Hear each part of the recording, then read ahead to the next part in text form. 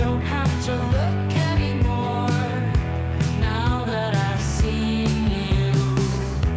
I don't have to dream anymore now that you came true. I'm already yours.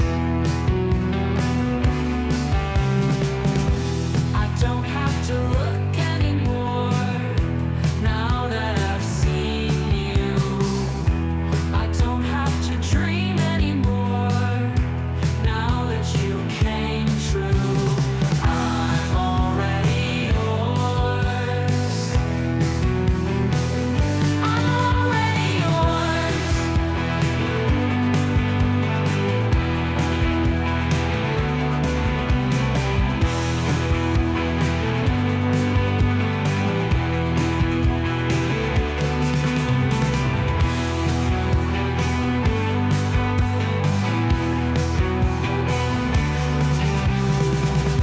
I don't have to look anymore now that I've seen you. I don't have to dream anymore now that you came true. I'm already yours.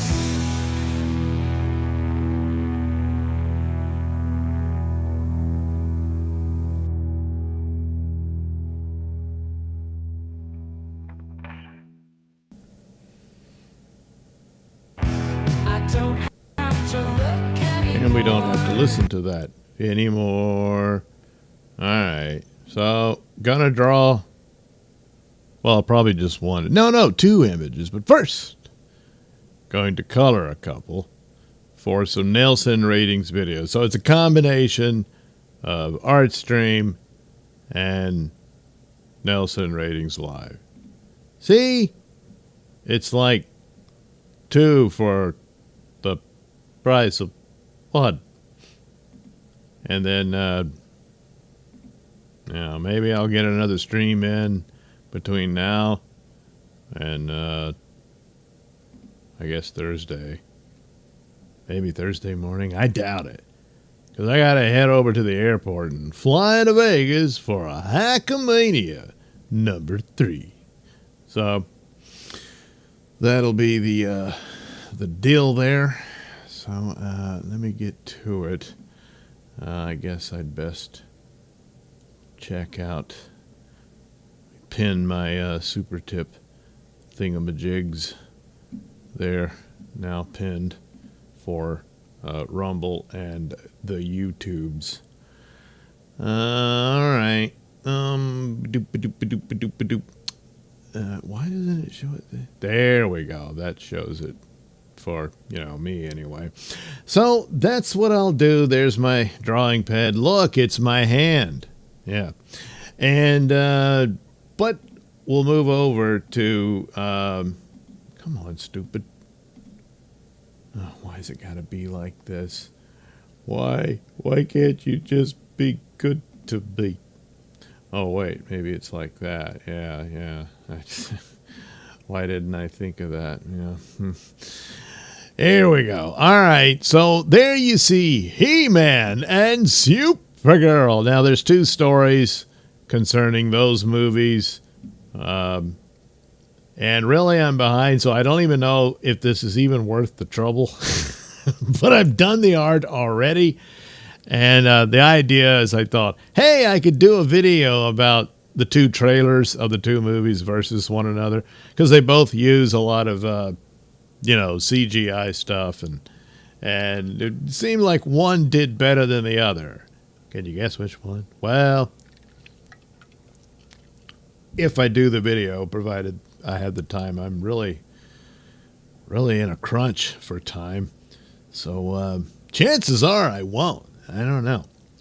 But a lot of these videos that I've recorded, of course, once again, will be split up and spread out for the Nailsin ratings. And that'll have to do it till I get back. And I probably won't do anything until next Tuesday, because when I get home Monday, I'm going to be so tired. Yeah. Geez, it looks like the volume is really, maybe that'll work? I don't know. But anyway, there we go. So I'll, I guess, start on Supergirl because, ladies first. And, okay, I'm checking this, that, and the other. All right. Well, that's what we'll do. And add some, I went through several. This pose seems to work. Doesn't really capture Millie Alcock's face. And there's a couple of others I think did a better job of it. That last drawing I did, I don't look anything like her. And this one is a bit more cartoony and to be seen at a distance. And I don't know about the He-Man guy. Probably doesn't look anything like him at all. But who cares? So we'll go through this. And I don't know that I'll... Oops. We know that familiar... well, not term. Well, I guess it is. Anyway, yeah, there, we're done. I fixed it. We're good. Never mind. Well, maybe I'll go over it with a bit of a painterly brush. But, oh, crap, I'm forgetting the whole point. So instead of me sitting here babbling about the drawing and stuff, I'll go ahead and play this this Nailsin ratings video about Supergirl and for you to enjoy. So there's a Supergirl, behind the scenes featurette released with James Gunn and Millie Alcock. James Gunn? Well, what's he doing there? He's not directing. Yeah. So anyway, following the Supergirl trailer released, DC Studios has now dropped a new behind the... Yeah, blah, blah, blah. Millie, yeah, the director, all that. Jason Momoa even shows up. The promo sells Kara as very different from Superman. Well, yeah, she's a girl and has blonde hair and stuff. And pushes back on any idea that this is some kind of side character movie. Well, it is. She's a derivative character of Superman. That's always going to be the case. But it's her own movie, so pushes back on any idea. Instead, DC is making it clear. This is Kara's story. Well, actually, it's this girl's story as far as the plot of at least the comic book it's based on. Yeah, whatever. Anyway, James Gunn says Kara comes from a much harsher place than Clark Kent. Supergirl was raised on a chunk of a disintegrated planet, Gunn says in the featurette. People were dying all around her. She's not Superman, and she's definitely not Clark Kent.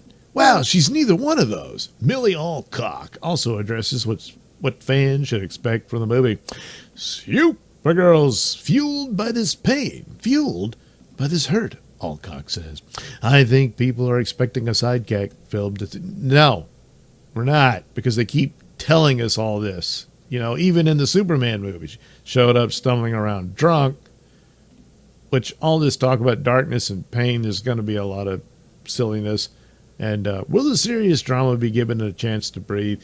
Well, maybe. I don't know. Anyway, she's kind of in the periphery of his world. But what they're actually going to get is a really kick-ass Supergirl. Because despite the fact that she's nothing like Superman, she's exactly like him when it comes to superpowers. So there you go. That's the kick-ass part. The featurette also includes praise for Alcock from Jason Momoa and director Craig Gillespie. Momoa says she's not afraid to punch everyone in the face. You mean Supergirl? You mean Alcock was literally punching people in the face? Anyway, Gunn adds, Kara is a complete force to be reckoned with. See, they're talking about the character. And also, he adds, Alcock brings this rock and roll vibe to the character. I know, you're going to go through some top 40 list for the soundtrack and all that. Gillespie goes even further and says, Millie is absolutely killing it. She's really inhabited this character in the best way. I couldn't imagine anybody else in this role. Alcock closes out the promo by describing Supergirl as a really empowering story. And What about resilience? She says, you can be your own hero. Well, all right then. Yeah, but I can't fly around in outer space and toss spaceships at people. It's not fair.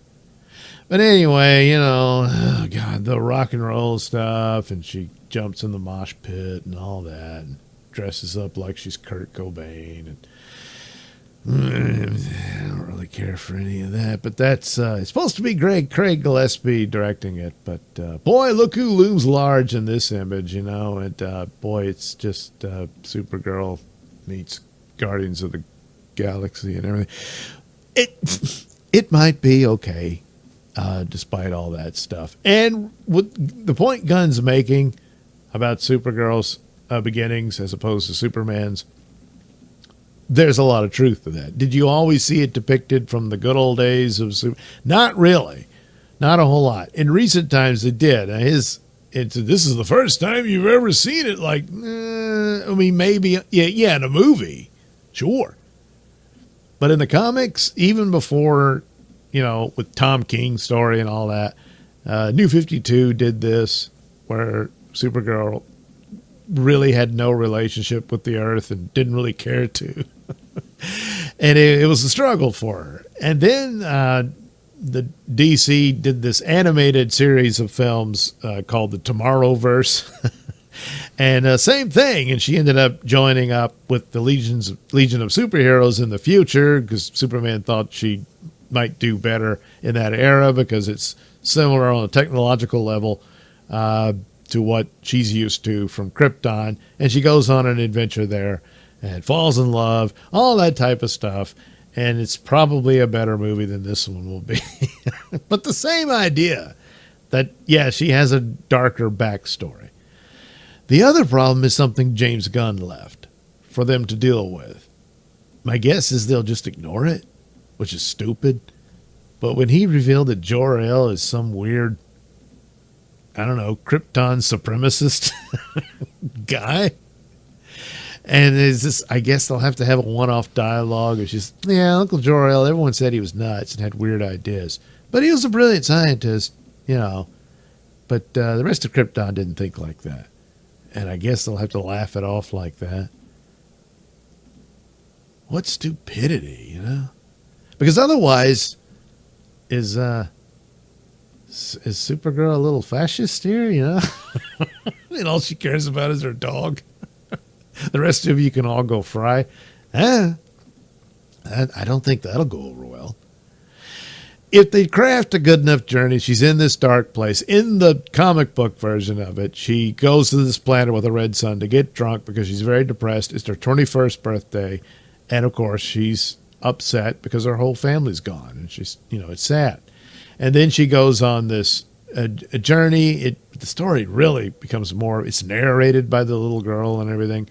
So I don't know how much of that stays in place here.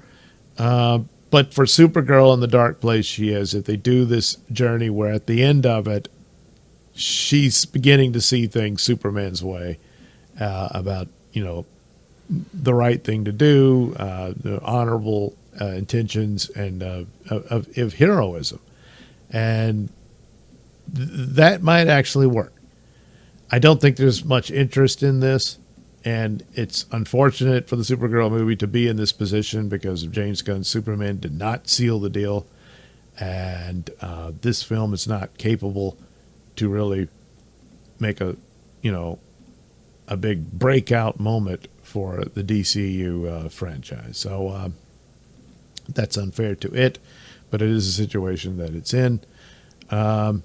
So it's going to be judged in metrics like that.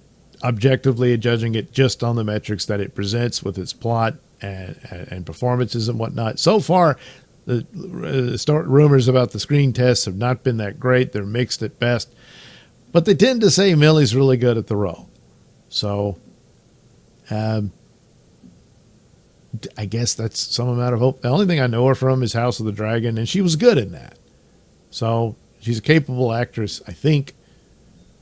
But it might not be enough. And there's plenty of capable actors we've seen in different projects, but the material sucked. So it doesn't matter. You're just seeing a good talent wasted. her initial response to this, for backlash was the absurd rinse, lather, repeat feminist crap. Just don't do that. All you got to do is say, we worked hard on the movie. Hope you like it. Please come and see it. That's it. You don't have to do that crap. It does not work. And don't go full Rachel Zegler. That's a bad move. And talking about women's bodies and everything and all that. David Cornsweet was, ridiculed. His costume was ridiculed and all that. What do you think David Cornsweet had to do? He was too skinny when he was cast. He went to the gym and put himself through hell to get, and then they put him in a trash bag costume that didn't show. You just can't win. But that argument of the exploitation of physical attributes of the performer, it's theater, it's movies. These are escapist fantasies. That's why you're being paid the big bucks for it. So it runs hollow. Plus, like I said, it's a rinse, lather, repeat script. They're always performing, even in the promos, But anyway, hopefully it's good.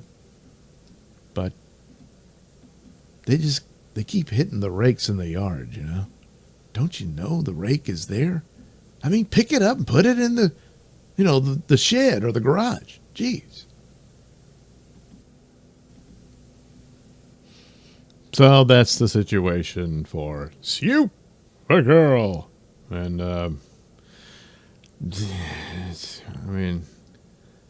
it's not a lot to be optimistic about, but, again, it might turn out okay.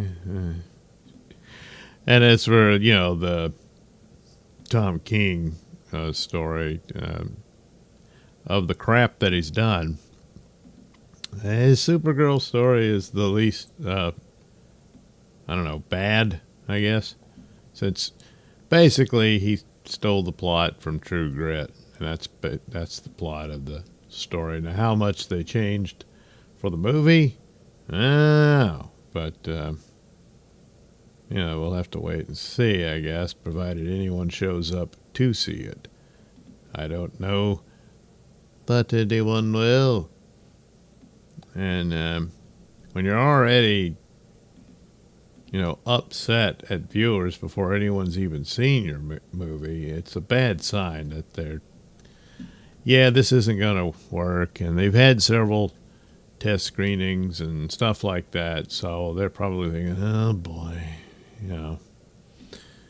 And odds are, James Gunn's plans and stuff are already scrapped, and he's on his way out. So, hey, look, we tried. Let's hope for the best, down the road, somewhere else. Something. Here we go.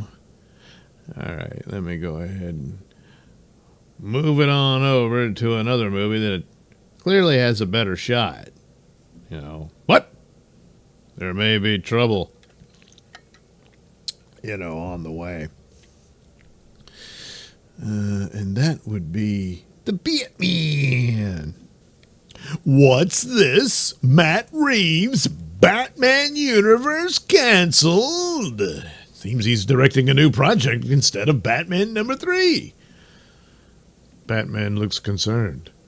Well, let's slow down a bit here. But anyway, here's the story. He now has another major directing project lined up.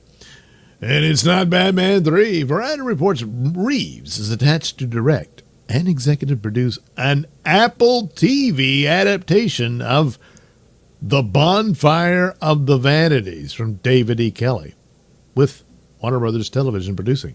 So still involved with Warner Brothers. That's the interesting thing. You can't say he's completely jumping ship or anything. So anyway, there was already a movie, but okay. Anyway, we know that Reeves is finally moving ahead with The Batman Part #2 and was thought to be completing his trilogy eventually with The Batman #3. Well, Reeves taking on Bonfire of the Vanity suggests his next directing priority after The Batman, part number 2, may not automatically be a third Batman movie. What worth pointing out is that Variety's report does not say the Batman trilogy is dead, because it probably isn't. Yeah, I mean, is he directing the entire series? Is that the deal? Direct and executive produce. So see, he might do like the first episode and then maybe the finale. And I mean, it's the streaming, service. So what are we talking about? 8 episodes? Which, it could take some doing and all that. But as soon as he's wrapped on Batman 2, he could start on that. Shoot the first episode and all that shizness, and then move on. So Reeves' IMDb shows a pretty selective directing track. Planet of the Apes, The Batman Part Number 2, and now Bonfire of the Vanities. He doesn't seem like a director who takes on projects casually. He's looking beyond Gotham. Well, yeah.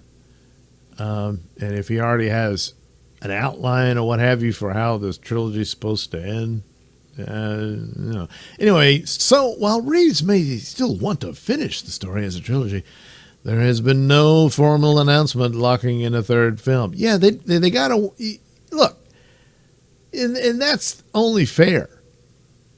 You need to see how Batman number 2 performs. Batman number 1 didn't do very well. Penguin revived interest in the series. That thing blew the Batman away. And if the Batman number 2 is as good as the Penguin show was, then you really got something. So you better believe there's going to be a Batman Part 3. Now, does that mean he's just going to executive produce and another director come in? And that's I don't mean Zack Snyder. No, this just happens to be here. But, that kind of thing. Well, he's, I don't know, filming Bonfire of the Vanities. I don't know. But look how long in between the films. And I don't know that they're going to be crazy about that either. I don't know if you can take that long. So I don't know. How long does it take him to wrap up Bonfire of the Vanities? At least, I don't know, are they going to do several seasons of it and cut it up like that? So he does season 1. And again, is he going to direct every episode? I don't know. So anyway, that leaves room for change, especially with the studio situation now in flux, which may mean Reeves is forced to complete his Batman story in the second film. Well, if that's already decided, that's rather foolish. Because again, what if Batman Part 2 is a ginormous hit? So then, that changes everything. But then now you're locked into Bonfire of the Vanity, so now you got to wait a little bit longer than usual for Batman 3. And anyway, Warner Bros. Discovery's planned sale to Paramount Skydance could be a big part of the equation. Well, that's really stupid if he's quitting because of that. But anyway, Paramount announced that the deal is expected to close in Q3 2026, subject to regulatory clearance and shareholder approval. And WBD has set its shareholder vote for April 23rd, 2026. That means DC's long-term future could still shift, depending on what the merged company decides to do with the brand. Reeves' Batman universe potentially getting canceled lines with what insiders have filled Comic Book News in about the future of DC. Well, it makes more sense for DCU, but not so much Reeves. Even though I didn't care for the Batman film, it did better than what DCU has done. So, yeah. And certainly their spinoff Penguin show was good. Anyway, while we haven't been told details about Reeves' Batman plans, we have been told James Gunn will be out as head of DC Studios. And that appears pretty much a done deal. There again, what if Man of Steel knocks it out of the park? You mean Man of Tomorrow? Whoops. And that Zack Snyder's Snyderverse will be back. From what we have been told, Zack will be back with the new Justice League sequels and may even adapt The Dark Knight Returns. Recent info actually says Snyder was approached for a return by the studio. Yeah, that was an interesting little wrinkle. Can't remember if I did a video on it or not. But Probably not. it is an interesting thing that that's what he's hearing now, that they approached, that the studio had already approached him. It wasn't like he was saying, hey, guys, I got ideas. Guys, it wasn't like that. They went to him. And the theory goes that all these Instagram images he keeps posting from his DCEU movies is to gauge interest and excitement about it and try to guess, is there really a market for this? And, and how far could it go and what, all that type of stuff. Even though he has posted images of his other movies that got nothing to do with DC, but the majority of them have been his Snyderverse stuff. So we've also been told that following the Snyderverse, that DC will undergo another reboot, possibly under Mike DeLuca. And it would stand to reason if someone from the studio was talking to Zack Snyder, would he be interested in another shot at this? Was probably DeLuca doing that. Because that was his idea of what to do after the Flash movie, to have the Flash set up the restored DCEU with Cavill and Affleck and all that. And then Zaslav said, nah, we're not doing it. Too much money. Scrap that. Yeah, well.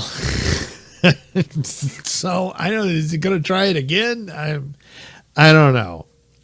But a lot of things do hinge on what if, these movies are big hits. So if Batman Part 2 is a smash hit, which is more likely than Man of Tomorrow, I'm afraid, I feel bad about that. I don't know what the hell Gunn was thinking, but for the most part, I thought the cast was pretty good. Corn Sweat, I think, could make a great Superman, but he's probably not going to get the opportunity, and that's that. And Man of Tomorrow now has, and I said home run, it's got to hit a grand slam. This keeps happening. They keep building Mount Everest hills to climb. For Batman Part 2, it's got quite the boost from the Penguin series. So despite my disappointment in the first one, I'm very excited for the second one. And if it does the job, there has to be a Batman Part 3. And I thought the default thing, all this stuff about Snyderverse coming back and DCU collapsing, their best and safest bet, if they've got a solid Batman movie, is to default to Batman and just let Batman hold. And I mean, you only got for, the likes of Reeves and Pattinson probably figures, look, I'll do one more, but I got to move on. And you're aging out of the role. These are all the factors that come into play for these things. And then that's it. So then you got to look for a new Batman. But for the most part, their Batman movies, that's where they have to land. I hate saying it. I wanted a DC shared universe that at least got a good 10-year run, the likes of which Marvel did. They don't do it anymore, but they got it once. They had a pretty damn good run there. It's quite a few pretty damn good films. Some excellent, others, they're fun. And but DC, there's a couple in there, and there's some that I liked bits and parts of, but except for a handful, they never really landed quite the way. And then it became a mess and all that, and they didn't know what to do. And that hasn't changed, and it's unfortunate. And with DCU going south, I think the moment has passed, and they're not going to get another shot at that for quite a while. So yeah, that means Snyderverse comes back to finish up and wrap up its story with a couple of movies. Okay. And then if they do very well, then odds are a new DC universe would be something they pursue. But by the time all that's over with, I'm going to be so old. See, there's a clock on me as well. Damn it. So anyway, do I think Part 3 is already done. It's over. No. I think the performance of Batman Part 2, I think that's the thing. That's the thing. If Part 2, if it really poops the bed, yeah, it's over.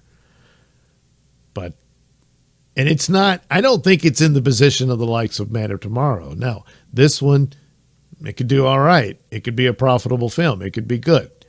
And all right, we'll do a third one. Yeah.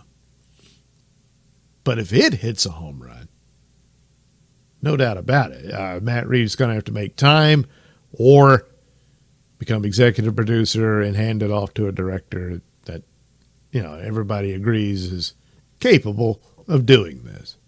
Something along those lines. But as far as it's a done deal, it's over, there is no Batman 3. Not yet.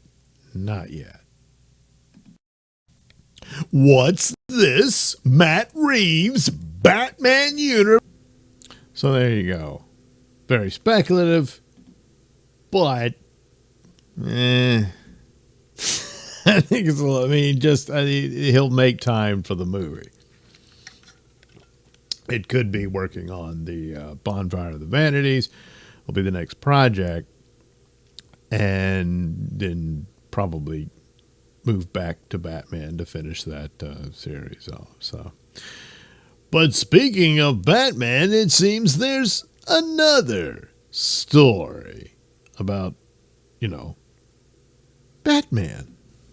Ben Affleck's Batman movie had Mr. Freeze and heavy Arkham Asylum focus. Now, I do seem to recall that there were elements of Arkham Asylum so that you would probably get some cameos of other villains, but of course Deathstroke would have been the main villain. But, well, let's take a look. Ben Affleck's canceled Batman movie reportedly would have featured Mr. Freeze and leaned heavily into Arkham Asylum, adding a new detail to the long-scrapped DC project that also had Joe Manganiello lined up as Deathstroke. The new info comes from Hollywood artist and illustrator Skylar Pinkerton, who shared the details on social media while replying to a fan. Pinkerton said he worked on previous material for the film and claimed the canceled movie included the canceled Batman movie included Mr. Freeze. Well, he described Freeze as a small part in the story, but said the character was more than a cameo. Pinkerton also said the Mr. Freeze material was beautiful and haunting.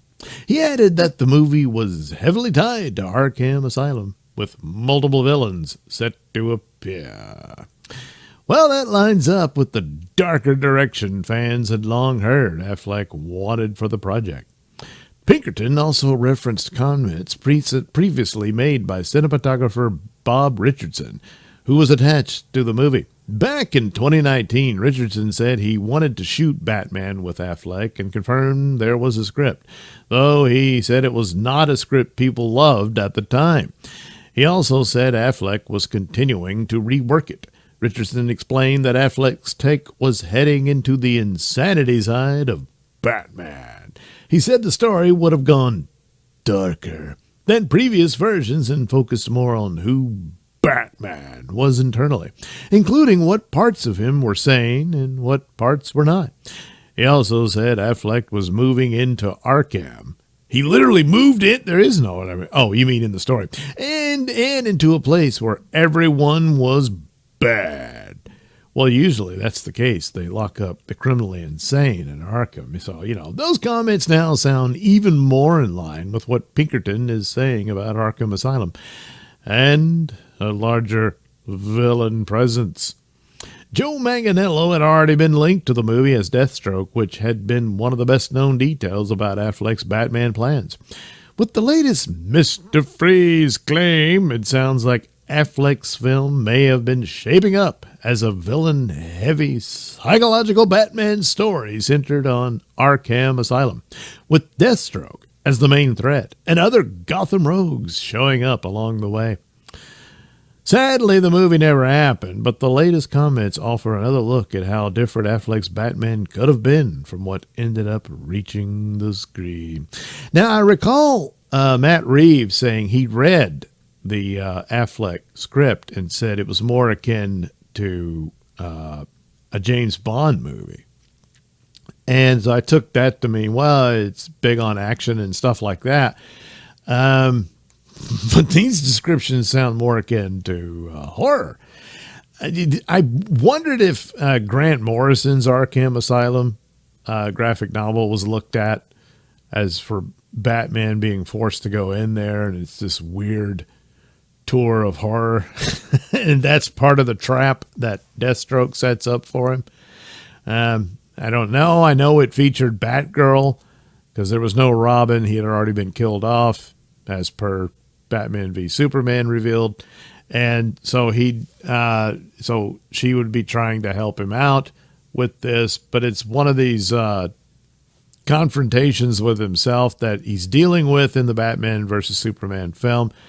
The thing about it is he seemed to be in a much more stable position.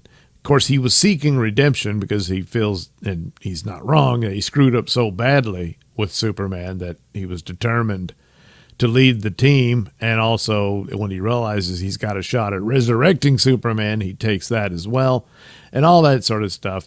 But ultimately, he has to exercise his final demons and guilt, probably over Robin and the like. And that would probably play more into the motivations of the character for the film. And then there might be a sense of guilt that he does bear responsibility for the death of Deathstroke's son, which was the I think I heard correctly, was going to be the motivation for Deathstroke in the film. Yeah, it would have been cool to see what the take was on Mr. Freeze, but it sounds like this is more than just a cameo, but maybe a glorified cameo. But then there'd be other villains, and I kind of wonder if there would have been an appearance of the Riddler in that, because for Justice League 2, the Riddler was going to have more than just a cameo in Justice League 2, where he solves the anti-life equation on behalf of Luthor. Batman tracks him down, and the Riddler does away with himself because he can't handle the revelations of the anti-life equation. But nevertheless, Batman realizes, oh no, Luthor's solved the anti-life equation and has this ultimate power that Darkseid's interested in. Well, spoiler, it doesn't work out great for Luthor either when Darkseid arrives, but nevertheless, it would have been a nice tie-in if whoever they were going to cast for Riddler would have at least had an appearance in a Batman movie, and then his ultimate fate would have been in Justice League 2. So there you go. And of course, by Justice League 3, the DCEU wraps up. They were going to do yet another Flash. That Flash film would have been one where you discover that Reverse Flash had been screwing with the timeline all along. They do another reset, reboot movie, and off to a new DC franchise, recast the roles and stuff like that. And that could be your way because it is in line with what comic books do. Primarily DC, Marvel kind of, sort of. And it would have been interesting to see it play out. But definitely to see Ben Affleck's Batman in his own film would have been, I really wish I could have gotten the chance to see that, especially after the performance in Batman versus Superman, which, granted, is a flawed film, but good Lord, that warehouse rescue scene is excellent. The Batmobile chase scene is cool, but it just doesn't really make a whole lot of sense. But everything looked great. And if they really had a cool revenge story for Deathstroke pursuing Batman, and he's got to come out on top in this one, it might have been really cool. But I guess we'll never know. Unless, but I don't know. No, I probably won't see it. Even if, I mean, they might could get Affleck back if they wanted to complete the Justice League films. With the rumors running around, there might be an opportunity for that. Sure. But as far as the script that he was pursuing, if that could get new life, I think it probably more of a recast Batman and a standalone thing, and maybe Affleck directs it. But anyway, it's just one of those what might have been stories, and it's always going to sting a little. So anyway, there you go. A little more details about Affleck's Batman movie. It would be really cool if there was a lot of this concept art and someone leaked it. Hint, hint. But then again, maybe the fact that it doesn't is because they're still looking to go back to it, huh? I don't know. But anyway, there you go. All right, now guess I'll move on to the drawing section of the program. There, I'll brighten this up a bit. I think that should help a little. And then let's see here. We're moving on to Luke Cage. And a story of him going to... He may have a cameo in the current season of Daredevil, I don't know. But he's definitely in the upcoming third season. Yeah, believe it or not, they're going to do a third season already, even though I don't think anybody's watching the current one. But, anyway.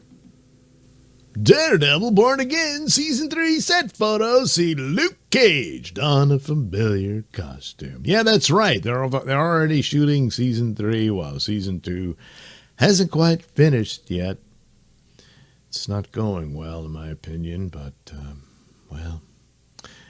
So, yeah, we knew they were going to reunite the old team of the Defenders. I wish they could do the real Defenders, because these guys had nothing to do with the Defenders, but, So anyway, with it now confirmed, the Daredevil Born Again Season 3 will feature the return of Mike Coulter as Luke Cage and Finn Jones as Danny Rand. All eyes are on what Marvel Television has planned for this long-awaited Defenders reunion. Coulter and Jones were spotted alongside Kristen Ritter's Jessica Jones, and for now at least, the man without fear isn't with them. Yeah, we don't quite know how the season's going to end. Some theories and perhaps rumors is that he ends up going to prison at the end, along with Kingpin. Maybe they get a cell together. I don't know. Anyway, set photos showed Cage wearing the same suit he had at the end of Luke Cage season number 2. The series canceled by Netflix in response to DP's launch, wrapped up with Power Man establishing himself as Harlem's new crime boss. They're going to call him Power Man? That would be cool. Whether these Daredevil Born Again scenes or flashbacks or a hint that he's still running Mariah Stokes' corner of the Big Apple is currently a mystery to us. However, yeah, you'd think he would have shown up by now and all this stuff going on. But anyway, Coulter has since been spotted in a suit that will be instantly familiar to comic book fans. No, it's not his suit from the 70s. That would be awesome. Yeah.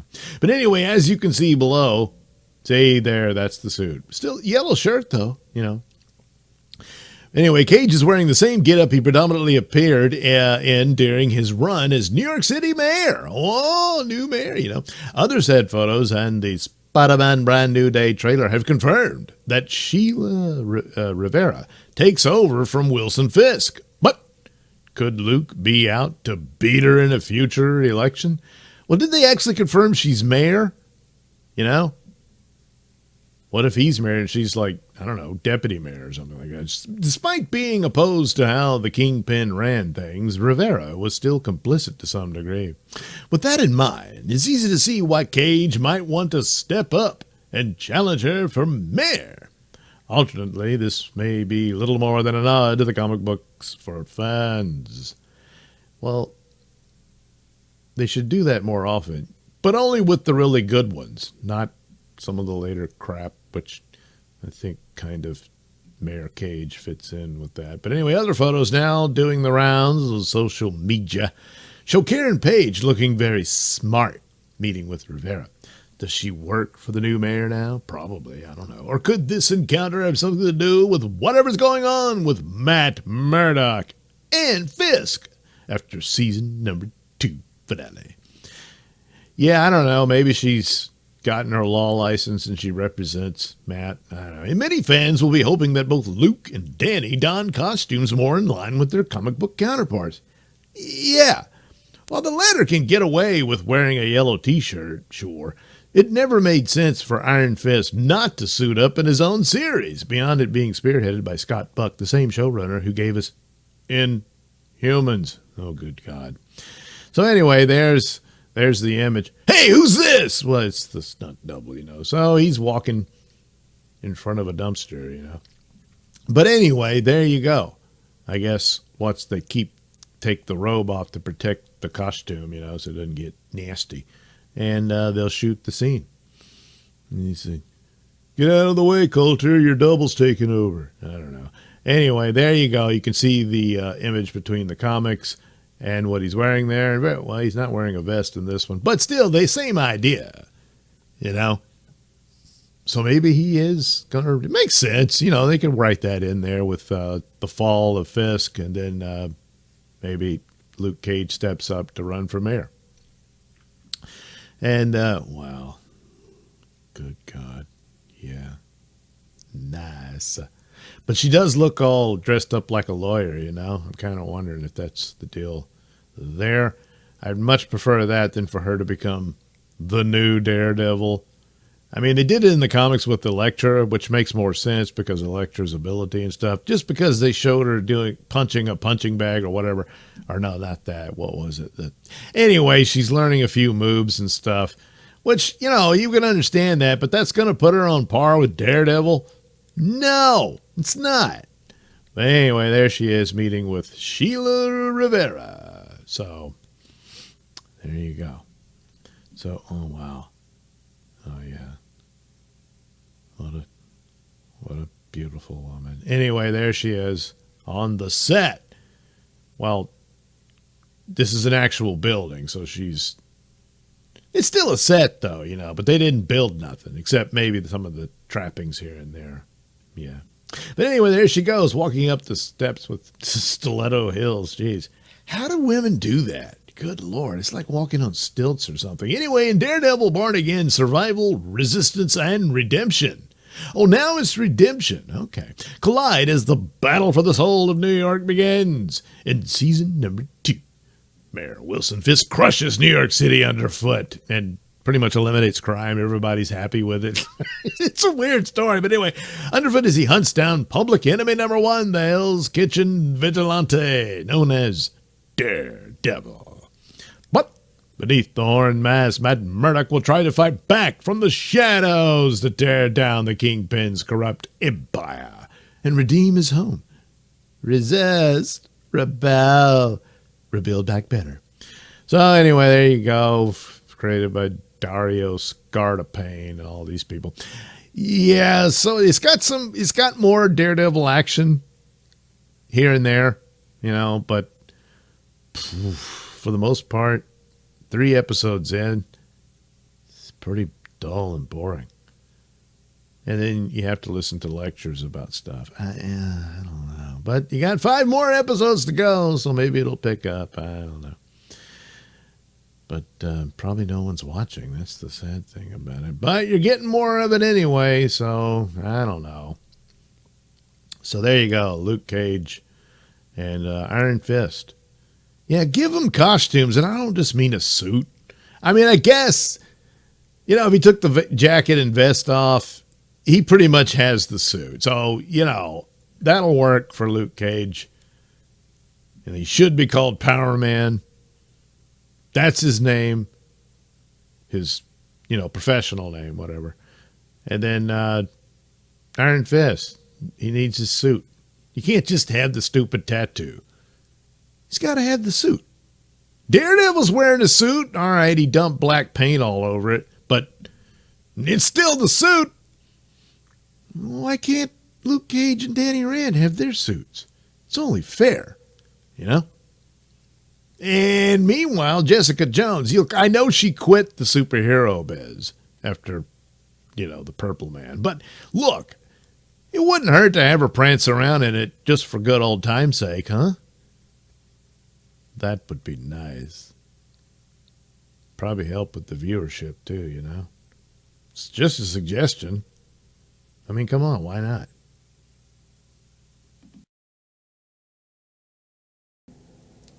Yeah, I think that's an excellent idea. I mean, come on. But, you know how people are. They're stupid. Anyway, wow, boy, what am I going to draw with this? I suppose I could draw the Spider-Man. Oh, wait, I know. Let me quickly. Well, all right. No, okay.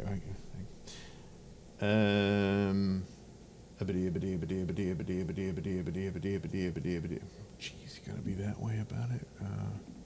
We'll go here. We'll go there. We'll go here. We will look here. Where are you? There you are.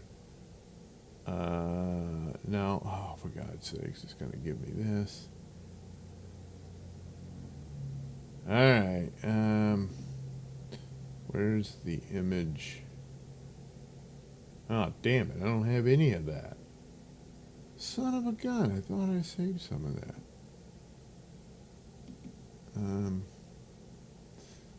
Well, I guess I can't do what I was going to do then.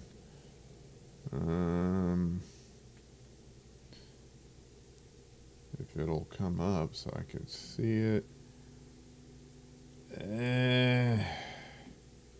Boy, that's really not telling me a whole lot.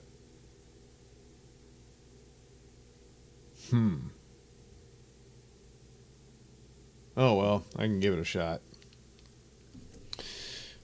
So, okay, we'll move on to the next video, which is all about that Spider Noir movie. And I was actually looking forward to that one. But, well, Spider Noir will compete in comedy categories at the Emmys. Say, what does this mean for the Prime Video? I don't know. I'm not liking the sound of that. Is it just because Nicolas Cage is in there? But I mean, see, this is. See, I was giving it praise. It looked kind of cool, and even though it's Nicolas Cage, I've seen it. Look, I know everyone laughs at him, but he's done some good work. He's capable, and depending on the presentation and whatnot, and a lot of it, I don't know, it just looked cool. I was interested in it, and it's the one Sony project that actually has, kind of, sort of a Spider-Man in a Spider-Man movie. They might actually have something. But apparently they just want to turn it into a joke. So the first trailer. Well, the first trailer for Spider Noir suggested the upcoming Prime Video series would be a drama. That's right. With, if anything, some major horror undertones. There may be more to the show than meets the eye, though. According to a report from Gold Derby, the plan is for Spider Noir to compete in the comedy categories in the first Emmys cycle. Wonder Man is expected to be pushed in the same category. Yeah, but Wonder Man was presented as this, laughing at the Hollywood system, really. It has very little to do with anything superhero and whatnot. But nevertheless, they were upfront about it. So, and this could lead to the series, assuming it's well received, squaring off with the likes of Only Murders in the Building and Shrinking. I'm unaware of either of those. But anyway, what about Spider Noir makes it a comedy? Not a lot. That's a question many fans are asking today, and Nicolas Cage's barmy performance may be the answer. During a recent interview, executive producer Phil Lord said, "That trailer is great. They did a wonderful job. Cage is amazing. He had this great idea, which was, I want to play this like a spider pretending to be a person. Okay. Miller added, like, after what happened to me, I'm more spider than person, and I have to act like a human in public and in private. I can be my true self. So he sometimes goes to the movies, his character, and practices and studies what the actors are doing so he can use it in his real life. But he's not a spider who became a man. He's a guy. It's the same basic story, isn't it? He gets bit by either a radioactive spider, a mutant spider. Maybe this one will be a magic spider. I don't know. But come on. So anyway, Ben Reilly will be more spider than man. An interesting twist that lends itself well to a zany comedic performance from the Ghost Rider's star. It's too soon to say how fans will respond to Spider Noir. Well, it's not really what... Of course, there's going to be some levity and humor in some of these. I'm fine with that. But full-on spoof of the whole thing, you're making a mistake. Especially as it's taking some major liberties with the comics. For most, the involvement of Lord Miller is enough to give it a shot, particularly as they've overseen the animated Spider-Verse movies for Sony Pictures. Rewatch the Spider Noir. Spider Noir's cast includes all these people.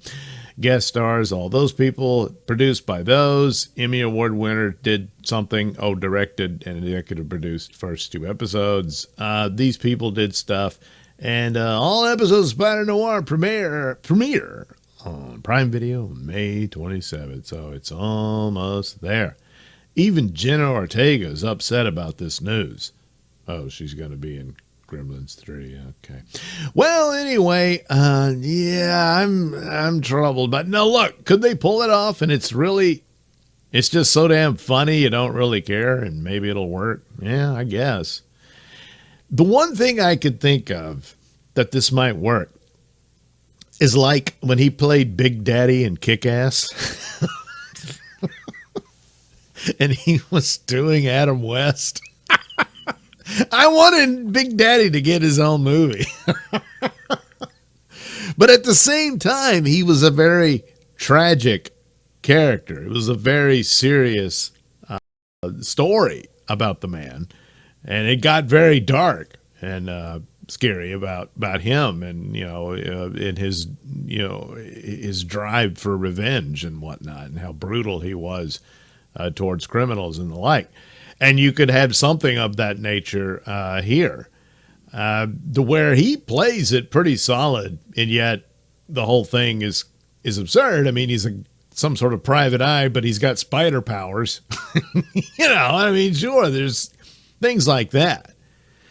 But if it's just full on tee-hee and, we're going to try to make it Deadpool or something, I don't know. And this business of, he can't connect with humanity because he's a spider who dreamed he was a man or some, the awkwardness and the difficulties of him having a dual life is enough to say, he's not going to be able to completely interact on a normal basis with people because he's got this secret life and all that sort of thing. That's typical of the Peter Parker version in just about every superhero story there's been. So there's elements of that. If they went out of their way to say this, because just look at the imagery. It's all cool and everything, and you got the noir look and all that, but you can't go, full Naked Gun or something with this. Then again, maybe I don't know. I don't know. It's not what I thought. It's not what the trailer was leading me to believe. And I'd forgotten about Lord and Miller. I know they like to do silly stuff, so there's room for some amount of humor, yes. but for it to be the dominant factor, and they're seeking the category for Emmy Awards, then that's that. This is not a noir mystery type setting. It uses the aesthetics of it, but only to make fun of it and to be a comedy. Yeah, I'm not too happy about that. So now I'm kind of bummed out. you know. But then again, maybe no way, give it a shot. You'll see what we're doing, that kind of thing. But you know how many times I've been burned? A lot. It's more than third degree. So, yeah, this is damn it. For the moment, I'm bummed out about it. Still haven't seen it. May change my mind completely, but again, that's not what the trailer offered. So, I think you lied to me. Anyway, hopefully it's not bad, and it's a combination of the two. Maybe it only barely qualifies for the comedy category. I don't know why. Maybe they thought it had a better chance. But, I mean, who cares about Emmys anymore? No one does. You win an Emmy, you think that increases your prestige and all that to where the audience grows? It don't. Those days are gone. Oscars don't mean anything. Grammys don't mean anything. It used to. Not anymore. It's just you and the audience. You might want to remember that. Anyway.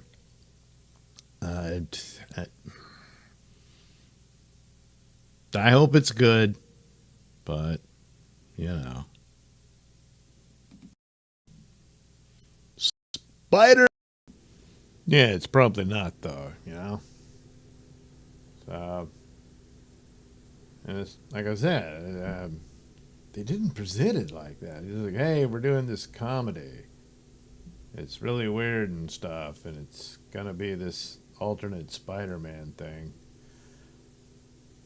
Yeah, but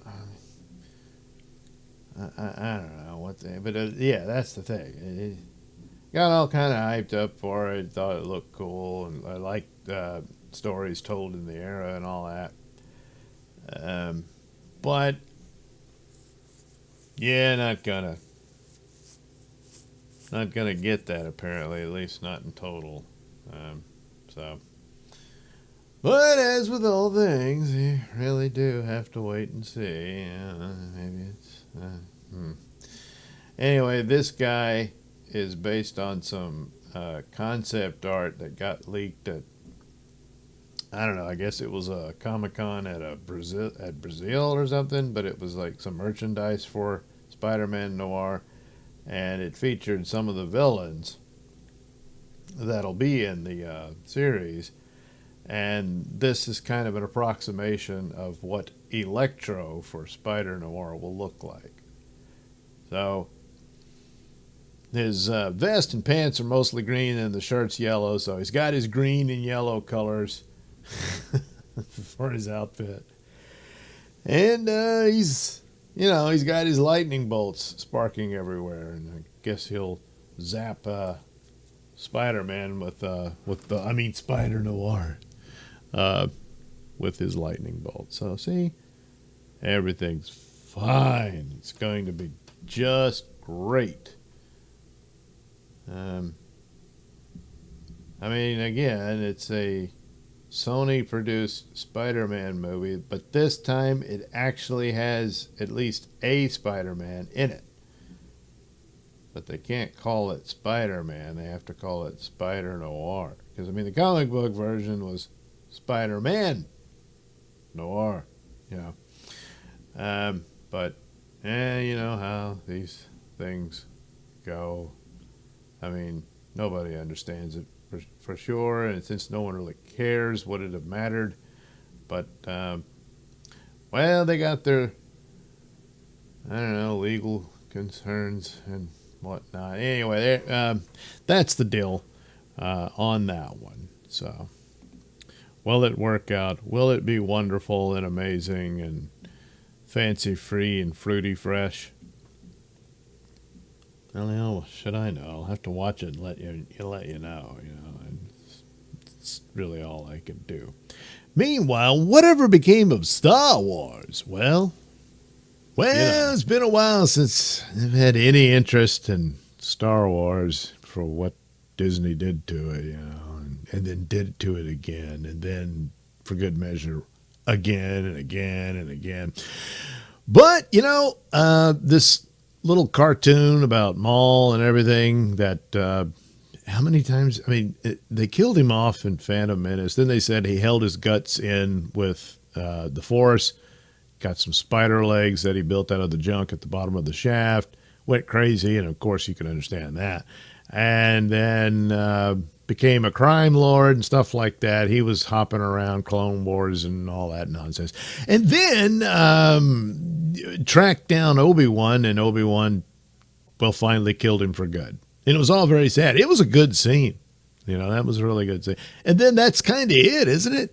Well, then you had the Solo movie that lost money, but nevertheless suggested the hopes for some sort of trilogy involving him with his crime syndicate and all that. Maybe something could come of it. I guess this will pick up some of those threads in it, but it does look cool. I'll give it that. So, who knows? Anyway, Star Wars Maul Shadow Lord premieres on it's already out. I didn't see it. I'm already behind. So was it any good? I don't know. I'll have to check back later. So a whole set of character posters leaked online. All right, I'll take a look at that. While most feature characters we've already seen in trailers and TV spots for the animated series, there are two that confirm the returns of Darth Vader and Dryden Voss, Solo Star Wars Stories lead villain. So, yeah, they're probably going to continue and go into some of the plot points and stuff, if they even bothered, that they would have approached had Solo worked out, and they would have had a Solo trilogy, 2 more Solo films with, Darth Maul and all that. And remember at the time, people thought that maybe Darth Maul was Rey's father and not this stupid Palpatine thing they did, because Khaleesi was her real mother. And then, of course, you have the Force and all that. Look, it's a better story than what they went with, but, not by much. It was all hopeless after Last Jedi. Anyway, the show is set between the Clone Wars and Solo, but with season number 2 now officially on the way. It will likely go beyond the latter to tee up where we found Maul when he first appeared in Star Wars Rebels. In the meantime, the focus will be on exploring how he became the head of the crime syndicate Crimson Dawn. Well, he probably wiped out the crime bosses that they had at the time, and they're like, whoa, we don't have force powers. Yeah, but he does. And he says, now we're Crimson Dawn. Why is that? Because I'm red. All right. There you go. It's simple as that. While Voss's role as a rival crime lord was perhaps to be expected, Vader's presence is bound to get fans excited, because what else he got to do? Why don't they just do a Vader series? Anyway, he and Maul have never battled on screen, so could we finally see who comes out on top when Emperor Palpatine's previous apprentice squares off with the Sith Lord previously known as Jedi Knight Anakin Skywalker? He is? Oh yeah. We'll have to wait and see. Yeah, they'll probably tease it and then don't deliver it, We know that Maul's story ends in Star Wars Rebels when he faces Obi-Wan Kenobi in one final lightsaber duel on Tatooine. Yeah, that's kind of the problem. His story's done, isn't it? Yeah.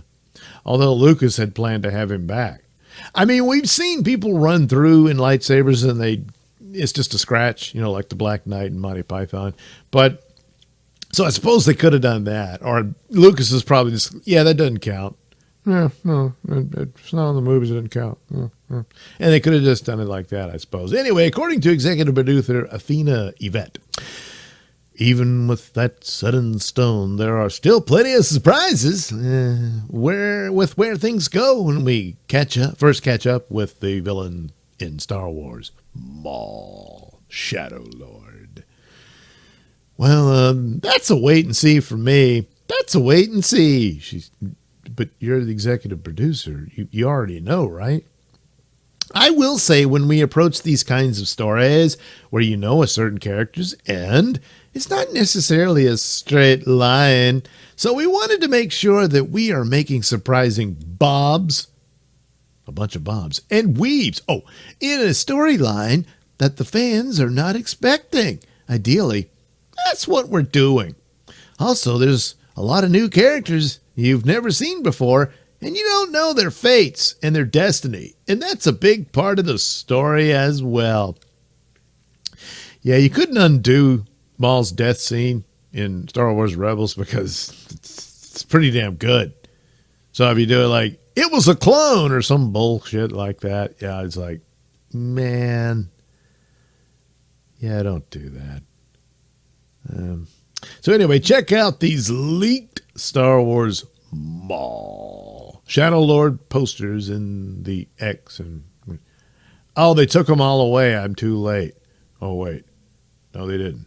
All right, so there's what's his face from Solo, and he's got these two guys. Well, I guess it's already, yeah, that's it. No, he was like a lieutenant to Maul in the movie.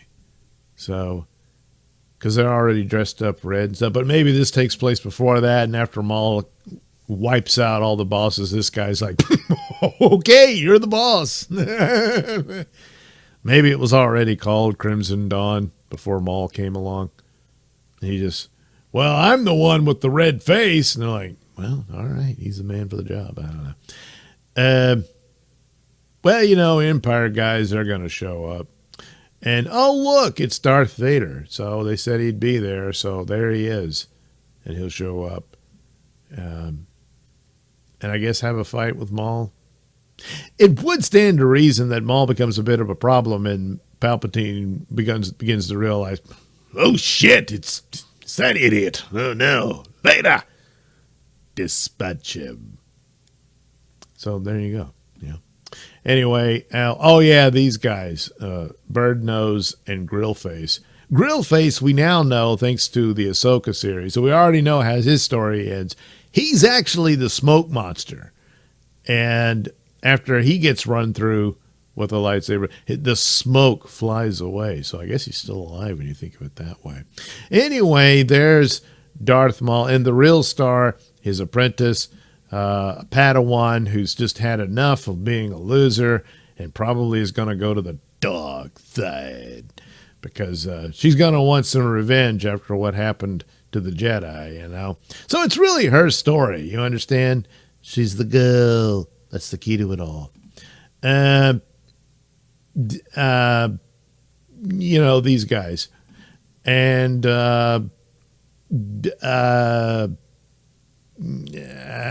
these guys. And, oh, that's, I think that's Maul's brother. Or is it? Is he still alive? Anyway, these guys are going to be around. Yeah. And that's it. There's the super duper pooper scooper posters for the series. Excited? You know you are. Set after the events of Star Wars The Clone Wars, Star Wars Maul, Shadow Lord, finds Maul plotting to rebuild his criminal syndicate. See, that's the thing. If he already had the criminal syndicate, then... yeah, I didn't watch Star Wars Rebels. I never finished Clone Wars after what happened in Mandalorian yeah, I lost all hope, pretty much. Yeah, so I was watching them and they were pretty good. You know, I shouldn't really punish that series for the crap that did. Anyway, he wants to rebuild it on a planet untouched by the Empire. But how long before they do touch it? There he crosses paths with a delusioned young Jedi Padawan who could be the apprentice he is seeking to aid him in his relentless pursuit of revenge. So it stars Whitwer and all the usual suspects. You know, they're all going to be in it. And then Filoni's going to be helming it and all that, you know, and then all these people will, you know, I guess be there too. And then there you go, April 6th. I'm recording this April 7th. So it's already happened. I'll have to go take a look. But in the meantime, I got other stuff to do. But anyway, there's the posters. You saw that. You should be all happy. And we'll see how that turns out. Like I said, it did look cool. We already know how his fate ends, but I don't know. Maybe they'll do a good little run, but it's just so sad what happened to Star Wars, and it's hard to get past that. But that's the thing. The best hope for the brand really is that, on occasion you can do these sort of self-contained shows that are okay, kind of entertaining. But as far as the passionate devotion to Star Wars and all that, that's over. It's gone. And, you got there's only 6 Star Wars films. So you got to look at it that way. And that's it. Yeah. Yeah. Yeah, that's just too bad. What are you going to do? Well, they're going to keep making, shows, I guess. I don't know.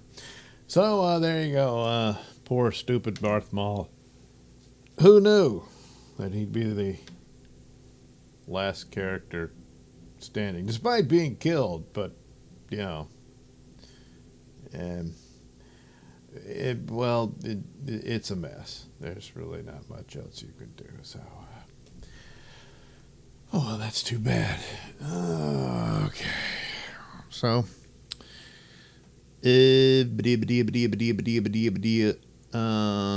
where's my thing? Not that thing. God, I can't even read my own EV Mugs. There it is. All right, there we'll go back to Supergirl, and it'll be great and wonderful, and everybody will be happy and joyous with the world and all that stuff. So there's Supergirl. Here's He-Man, based on whatever the hell I saw in the trailer, and we'll go with that. Oh, speaking of the trailer, there's the video that I did talking about, there's been a screen test and results and all that. So, anyway, Masters of the Universe test screening reactions, more mixed. Similar to Thor Ragnarok. I got to admit, this doesn't surprise me a bit. Just based on the trailers and stuff. So a new Masters of the Universe test screening has reportedly happened, and the latest reactions sound a bit mixed. According to Scooper Daniel RPK, the response is still mostly positive, but not as strong across the board as before. Before? Were there other test screenings I'm not aware of? I guess. I don't know. Daniel RPK says the movie is described as colorful. Oh, yeah. Funny, and silly. Well, he also says it has drawn comparisons to Thor Ragnarok, for better or worse. Well, for some reason, Thor Ragnarok made its money, but it really signaled a problem for the MCU movies where everything was choked to death by comedy. So after Thor Ragnarok, you get Thor Love and Thunder, which had a very dark and sad plot, and yet it never got a chance to breathe. Every scene, a joke. You do a scene, a joke. Your long-lost true love is now dying of cancer, and then you have to be silly about it. I mean, it destroyed the movie. Anyway, a previous test screening report, there was another one, said Master of the Universe leans heavily into comedy. Oh boy, with the tone described as lighter and more joke-driven than some fans may have expected. And I mean, look, you can see how the trailer is presented, and a lot of that is the Earth scenes, which I'm hoping is very short, but we know better, don't we? I mean, come on. The same report also said the movie still delivers on action with strong sword fights. You mean actual swords and not faithful toy-inspired designs and plenty of heart. Well, that's nice. The earlier screening buzz also claimed Jared Leto's Skeletor stood out. I'm assuming positively. Prince Adam's Earth setting was played with comedic elements. All right, if that's the deal, like the first, 20 minutes of the film is the silliness of him being on Earth, stuck in a dead-end job, and then he finally discovers he finds the sword and gets back to eternity, whatever the plot is. And the film included Easter eggs and references aimed at longtime fans. All right, okay, great and all, but if that's the deal, and then it gets deadly serious when he gets back to Eternia to overthrow Skeletor, okay, your stupid jokes and crap might be, tolerable. Yeah, we'll use that word. Despite concerns about the humor, the reported audience reaction was mostly positive. With comparisons to Marvel's Thor, Ragnarok, that can mean Masters of the Universe mixes big fantasy action with a lighter, more comedic tone, instead of playing everything completely straight. Huh? Oh, you mean not, silly. Yeah. It also suggests the movie may lean into colorful world building, fast banter, and a self-aware style, still keeping He-Man Skeletor and the larger cosmic stakes front and center. Well, all right. So let's just hope it doesn't lean into goofy Thor Love and Thunder or even Guardians of the Galaxy. Well, you're probably going to get some Guardians of the Galaxy just by looking at it. But Love and Thunder is absolute death. You don't want to do that. But I'm not hyped about Ragnarok either. So anyway, this guy directed it. These people star in it. And so do these people. So it's a cool looking Skeletor, It's good makeup on Jared there. So we'll see. We'll just have to see. Masters of the Universe. Well, ain't that always the way? You just gotta go see the movie. Yeah. But how many will? I don't know. Can't guarantee I will either. But yeah, I might. I don't know. All kinds of things going. But anyway, will I do my video about the two trailers? Supergirl versus He-Man? Because I can spoil it right now. I guess I'll wait. Zach Krieger's Resident Evil reboot reportedly has practically nothing to do with the games. Again. Looks like, what's his face? The messed up mutant that used to be the potential boyfriend for Mila Jovovich. Yeah, he doesn't look happy about this. Though the original Resident Evil movie starring Mila Jovovich, which is why I watched every last one of them, I did. Look, some of them they were okay. They were always fun. The last one I didn't care for all that much. But, I mean, come on, it's Mila Jovovich. Anyway, it certainly found an audience. Yeah, me. For many fans of the long-running survival horror video game series, which I never played, we still haven't had a really great adaptation. Yeah, even I understood that. I knew some of that. And they did weave in some of the actual characters from the game here and there, but they were kind of guest stars in the movie. Yeah, it's weird. Anyway, we fully expect that to change with Zach Krieger at the helm of the upcoming reboot. Early reactions indicate that the weapons director won't be sticking as close to games as initial reports suggested. A test screening for the movie was held recently, and while the feedback via World of Real was positive, Krieger's take is said to have practically nothing to do with the games. So that's even less than the Mila Jovovich movies, aside from a few Easter eggs and some recognizable monsters. Oh boy. Early word is that Krieger hasn't just made another video game adaptation. He's delivered something lean, mean, and very confident. The runtime is 90 minutes. That's probably smart. And it's apparently all gas. Oh, man, poo. Oh, you mean speed. No brakes. The film is said to be almost entirely built around tension. One attendee I spoke to called it a horror version of Fury Road. The scope is also small and contained. Instead of a sprawling mythology, Kreger keeps the cast tight and the focus narrow.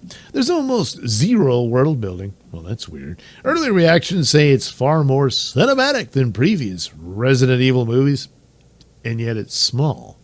Huh. With strong visual framing and practical effects doing most of the work. As for the story, Scooper Mitch has shared a brief synopsis. Possible spoilers below, so if you don't want to hear all this, beat it. Anyway, the movie is said to be about a guy, Brian, played by Austin Abrams, sent to deliver a bag that he thinks has organs in it. Ew. Then he gets stuck in the ice on the way, hits a zombie lady, gets pulled over by the cops, gets chased by a dog, gets chased by zombies that turn out to be alien zombies. He then meets Paul Walter Hauser, who works for the Umbrella Corporation and has to go to Raccoon City, and then he has to get the cure up to the 28th floor of the main building. So maybe it is a bag of organs, but it contains the cure. I don't know. During a recent interview in the New York Times, Kreger said that he fully expects fans to crucify him if he does anything to alter the source material. I love the idea of being pitted against a world that is hell-bent on annihilating you. It just feels fun, and I haven't seen a movie that offers that sort of experience, he added. The last Resident Evil feature was Johannes Roberts, and I guess they did this, 47 Meters to Stranger. Welcome to Raccoon City, starring Kaya Scodelario as Claire Renfield, Hannah John Kamen as Jill Valentine, and Robbie Amell as Chris Redfield. It was not well received by fans or critics. Yeah, I didn't see that one. Anyway, more recently, a live-action Resident Evil series starring the late Lance Reddick, John Wick the Wire, as Albert Wesker. I know, if you know the character, was released on Netflix, and that was met with even worse reception. With this in mind, maybe straying from the source material isn't such a bad idea as long as Kreger delivers where these early adaptations failed. Well, yeah, but you see, after the Milla Jovovich films, and then you want to jump into some new ones, the idea after that one would be maybe do one that is closer to the source material. Otherwise, you're oh no, the mutant zombies and stuff. Oh no, the bad corporation, and it's the same thing. Well, you've pretty much seen it all. But if you take it to have more loyal and faithful adaptation to the video games, that seems like that would be your only option. Now, Kreger's a talented director. His Barbarian and Weapons, those are really cool horror films. I was surprised that they put him on this. But now hearing that, well, he's not going to do it like the video game. It's going to be really small. And I don't know. Maybe this is a one and done. And it's like, yeah, if you guys want to continue it, find somebody else. Because it's like, if it makes nods that the Raccoon City event happened and those characters exist there, so if you do a follow-up to it, you can tell that story that's more broad. Whereas this movie, as it says, doesn't do a lot of world building. Which, it's this huge video game franchise, yeah. But, so it's a strange choice, but I imagine it's a cheaper one to do when you keep it small and tight. That just as a horror movie unto itself, but it'll just have the Resident Evil name on it. Is it really a Resident Evil story? Probably not. But yeah, I was kind of surprised at that. But I guess they thought, well, look, we did do the actual characters, And Lance Reddick's a great actor, but you just can't race swap your characters anymore. You really can't, and certainly not a major one like Wesker. So, yeah, it's too bad because, like, again, really like Lance Reddick. He was always good, but you know, you get a whiff of that in any of these, like, especially franchise projects and stuff, and you think it's gonna be woke. Look what they did, but that's the only thing you did. And I don't know, the whole thing overall, nobody liked it. It died very quickly, so I'm assuming it was pretty bad. But that's the thing. I don't know. Maybe it wasn't all that bad, but everybody just said, forget it. Looks like it's gonna be woke. Looks like it's gonna be woke. Was it? I don't know. But that's the problem. It's just a bad idea to do it. Years ago, there would always be not a main character for the most part, but every now and then there'd be some supporting character who was originally white and they'd make him black or what have you, or even gender swap a few. And yeah, you might get some eyes rolled and stuff, but the overall project was solid and it was okay.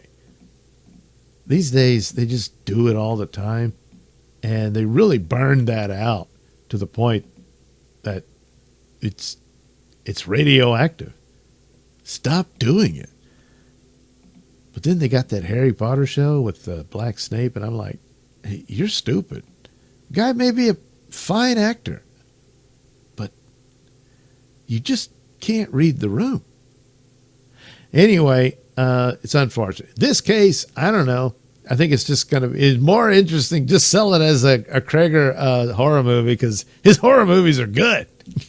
So this is probably a good movie. Is it a great Resident Evil movie? I don't know. It's almost like it's a side story to the overall Resident Evil story. Yeah. Well, whatever. They're gonna try again. So, and it's Krager, Zach Krager. So. Yeah, it's probably good. Yeah, it could be. Again, we'll have to wait and see. No big surprise there. All right, so there's He-Man versus Supergirl, more or less. Let me get that out of there. Move on to these little elements. Just got a little line in there. Don't really want that there. That's why I'm going to take it out. Like that. See? And we'll get rid of some of this. Well, we'll just select it. Goodbye.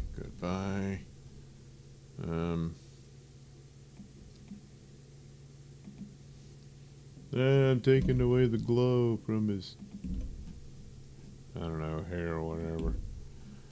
Well, yeah, it's his hair. Oh, look at that. I missed that. Well, who cares? It's good enough. Damn it. I'm tired. I guess put that. Oh, it's still selected. Yeah. And we put that there, and it's fine.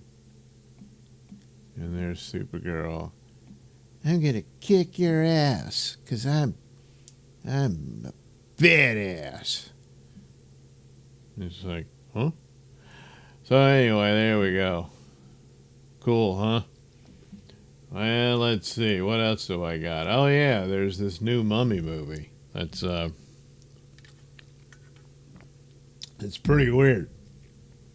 Except that it kind of robs from other movies that have got nothing to do with, mummies and all that. So, okay, that's it for you, Maul. Thanks for showing up. We'll let you know how things go. Don't call us, we'll call you. Alright, so now I gotta draw this creepy mummy girl from this new movie that is soon upon us. So Gee, I wonder how that's going to turn out. I don't know, but there is an article about its new trailer. You can look up the trailer. There's two of them. They've released another one now with a little few more details and all that. I know you're dying to see it. So, but here's an article talking about it. And then I opine. I do. Lee Cronin's The Mummy is unleashed in creepy final trailer. Steak is gone sale. So, been, paying attention to this a bit. It's a strange take, but, it's different. So anyway, the Universal Blumhouse has released a chilling final trailer. It's the usual creepy stuff you've seen 100 times in other films. But anyway, this looks to be a decidedly darker and more horror-focused take on the classic movie monster than the 2017 Tom Cruise flop and the Indiana Jones-inspired franchise starring Brendan Fraser. Yeah, the Brendan Fraser movies are great, but they were action-adventure. It's Indiana Jones. More than not. There's some horror elements. The monster is a monster, but it's action-adventure. Tom Cruise, that did have more horror elements in it, but it was still kind of trying to be action-adventure and didn't really work out. But anyway, the story focuses on a child named Katie, who reappears after vanishing in the desert 8 years prior, only to begin manifesting some terrifying new character traits. The trailer suggests that Cronin has taken a more demonic possession approach than most previous adaptations of the original story, which typically feature an ancient Egyptian ruler being resurrected to seek vengeance when their tomb is disturbed. Yeah, that's the story of the Mummy. This is just The Exorcist in a lot of ways. Cronin admitted that his film isn't really a mummy movie at all. Yeah, it isn't. It's coming from a very different place. It's not even a reinvention of mummy lore. Well, kinda. It's looking into darker places and doing something different with what we think we might already know. It's an insane mashup to suggest, but this film is almost one part Poltergeist and one part Seven. No, it's one part Exorcist, one part Seven. But put through my lens and the way that I like to entertain people. If you want to see firsthand how Cronin likes to entertain people, go check out the thrillingly nasty Evil Dead Rise. Well, I was okay with that film. I mean, Evil Dead, that's a Sam Raimi thing. And once Bruce Campbell took it over, when he became Ash, really, by the end of the second movie, yeah, without him, it's like, it was a horror movie. Yeah. Anyway, there was talk of disastrous test screenings for this movie, with one report claiming that producer James Wan even walked out. Good Lord. We have no idea if there's any truth to this, but we decided to say it anyway. But the teasers seem to have gone over pretty well with horror fans for the most part. So there's the trailer. I won't play it because I never know what the rules are, but you can check it out. It's out there. Lee Cronin's The Mummy. Just look that up and you'll get it. Warner Brothers is a Universal and Blumhouse and Warner. Weird how that works, but anyway. As for, Universal getting back to The Mummy, you wouldn't think this would be how it would go, but I guess they figured the basic Mummy story doesn't work, but they are bringing back Brendan Fraser for that, but that won't really be a horror thing. Anyway, hot off the record-setting resurrection of Evil Dead Rise, writer-director Lee Cronin turns to one of the most iconic horror stories of all time with an audacious and twisted retelling. Well, he's not really taking it on. He's changed it almost completely. There's the mummy wrappings, there's a sarcophagus, but young daughter of a journalist disappears into the desert without a trace. 8 years later, the broken family is shocked when she is returned to them, as what should be a joyful reunion turns into a living nightmare. The movie is set for theatrical release on April 17th, so won't be here. I mean, it'll be here pretty quick. Anyway, there's everybody starring in it and everybody who produced it, directed and stuff. But I guess James Wan might have gotten pretty pissed off at it. I don't know. But anyway, yeah, he says Poltergeist. Nah, not really. More Exorcist. And what was the other one he said? It's part 7. Well, yeah, all the creepy, nasty stuff. And you see some of that in the trailer. Yeah, there's quite a bit of that in there. And just a bunch of other movies you've seen from The Ring on down and stuff like that. So basically, from what I can tell, I think some weird cult, there usually is one, maybe that lines in with some of the mummy movies you saw, especially some of the Hammer films. Some Egyptians who still believed in their pagan religions and whatnot, and sorcery and all that. And they took this girl and performed some ritual to be a vessel for one of their gods, which is probably a demonic force. And when the girl is brought back to her parents, it's not her. It's some evil entity that's taken control of her. And then, you know, in this, you weren't supposed to release the evil, but you did, and whatever. And she attacks the family, and it's terrible. But ultimately, do they ever recover the daughter? Probably not. I think the daughter's dead. Or they have a little happy ending and she comes back and yay. You know, yeah, maybe. But it's a strange approach to it. And it just like, you don't know how to do The Mummy based on its own story, apparently. So that's too bad. So it's on to the Brendan Fraser movies, which, you know, will be an adventure movie. I imagine there'll have to be some kind of handoff to the children. That'll be adults by now. So there's that, you know. So I guess that's something to look forward to. But as far as a horror outline for it, you're out of luck. Except this, which, again, takes from other movies that got nothing to do with mummies. So, I don't know. Maybe it'll work, but it, yeah, I just don't know. Lee Cronin's The Mummy. That's true. I don't. I don't know.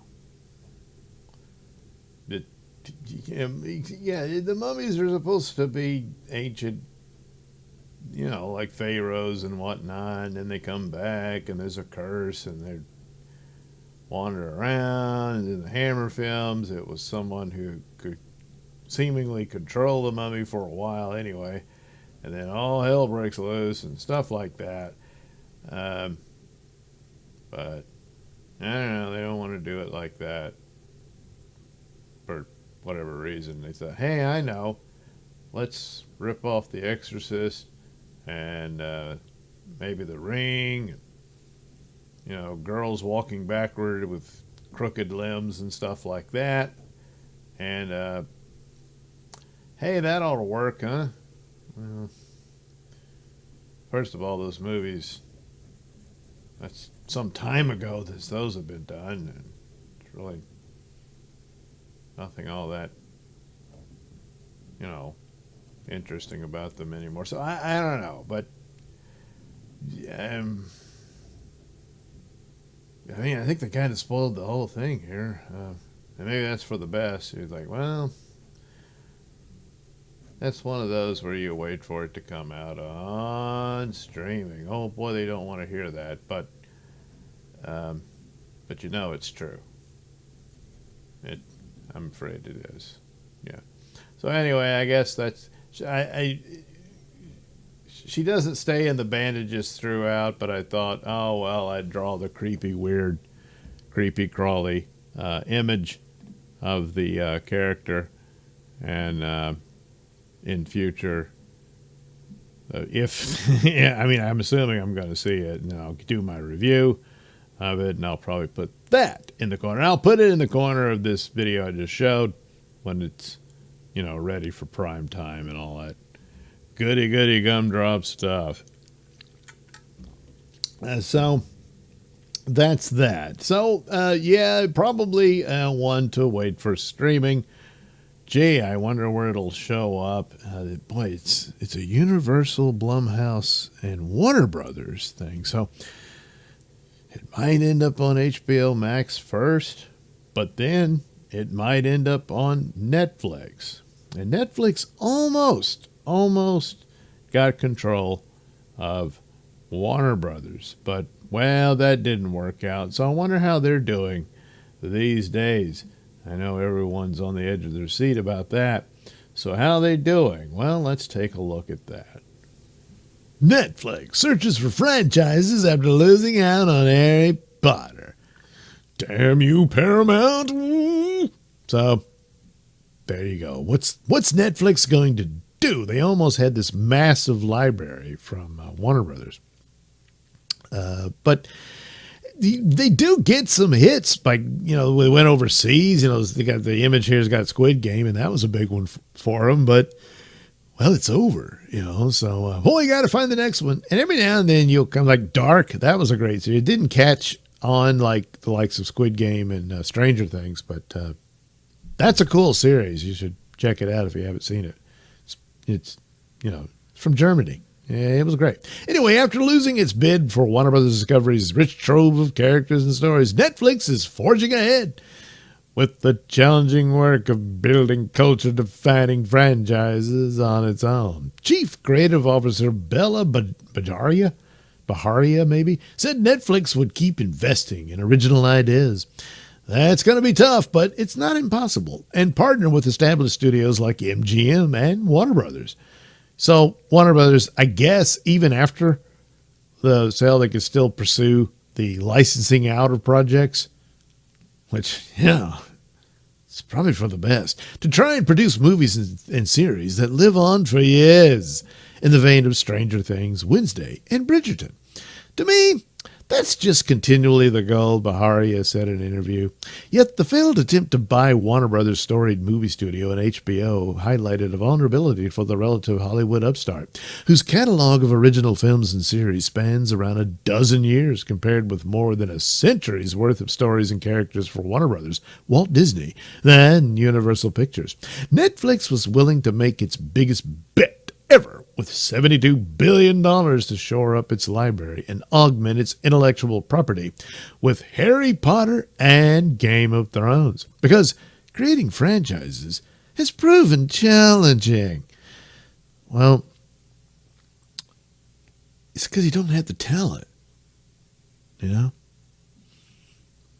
And then you had all these DEI rules and stuff. So there's probably some writers out there, but he's probably a white guy. Ew. If you can get over that and try to make up with some of these guys you ran off by illegitimately Me-Tooing them and all that crap. But interviews with 16 current and former Netflix executives, industry leaders, and agents illustrate a picture of the streaming giant whose strategy of making something for everyone and serving many audiences all at once is different from crafting a Taylor Sheridan-like universe of Yellowstone spinoffs that brings a built-in audience. Yeah, but that worked, didn't it? I mean, that's a lot of shows just on that. Anyway, even so, Netflix's own prolific showrunner, Shonda Rhimes, has successfully adapted Julia Quinn's Bridgerton novels into a series that's entering its 5th season, a spin-off and a touring event set in the Regency-era London dubbed The Queen's Ball.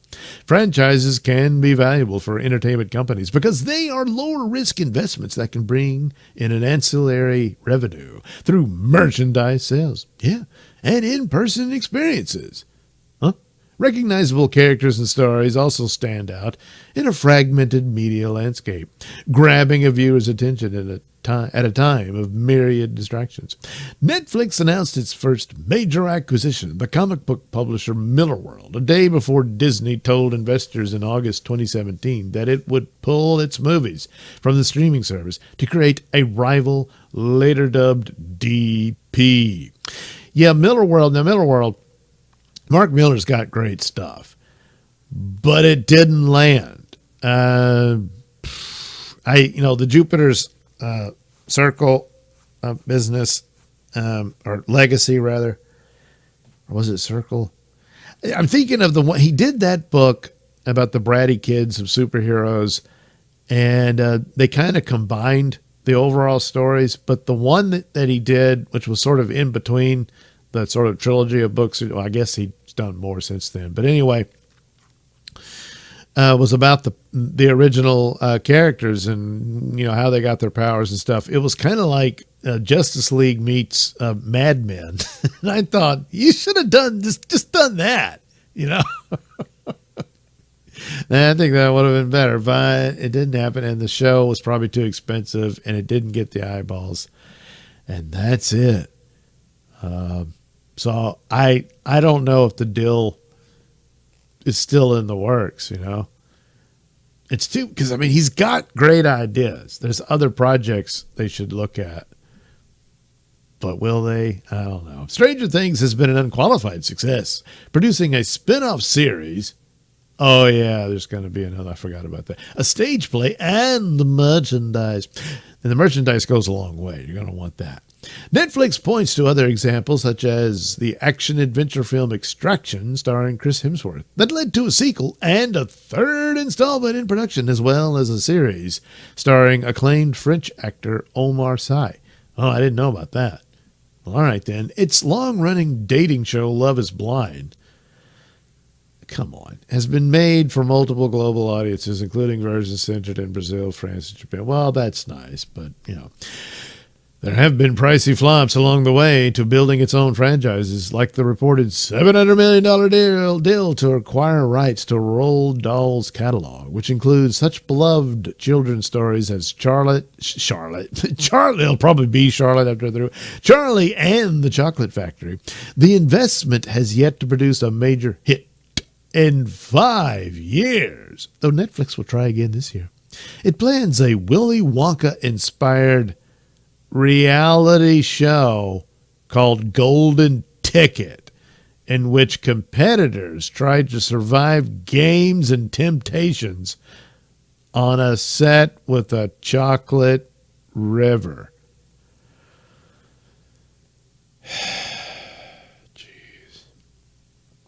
Oh, it's not looking good. Producing consistent hits that spawn new series helps to attract and retain subscribers and increase engagement, which grew by only 2% in the second half of 2025, according to the media consultant Owl and Company. Top-line growth has been slowing, with revenue expected to grow 13% this year, according to data from LSEG, compared to 16% in 2025, and its advertising sales represent only 3% of the total. YouTube's ascendancy poses a competitive threat. YouTube and Disney, Disney's been pooping the bed for a while, but anyway, with its vault of iconic characters, have consistently beaten Netflix in share of television viewing since October 2024, according to Nielsen's media distributor gauge, which measures broadcast and cable television viewing and streaming. Well, yeah, streaming is all Netflix. Have they ever allowed any of their shows to be syndicated? As reruns on? I don't know.